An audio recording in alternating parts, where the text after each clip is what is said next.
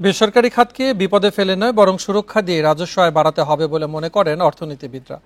বলছেন যেসব খাত দীর্ঘদিন ধরে কর অব্যাহতির সুবিধা পাচ্ছে ধীরে ধীরে তাদের ছাড় কমাতে হবে। বিকেলে রাজধানীতে গবেষণা প্রতিষ্ঠান পলিসি এক্সচেঞ্জের বাজেট আলোচনায় এসব কথা বলেন অর্থনীতিবিদরা। রাজস্ব আয় বাড়াতে নতুন নতুন খাত উদ্ভাবনের পরামর্শ দেন তারা।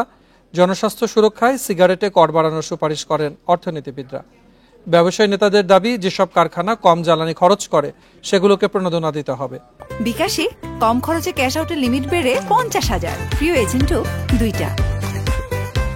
শিল্পে দীর্ঘমেয়াদী অর্থায়ন নিশ্চিতে বাজেটে শেয়ার বাজার ও বন্ড ব্যবস্থার উন্নয়নের পরামর্শ দেন আর্থিক খাত বিশ্লেষকরা।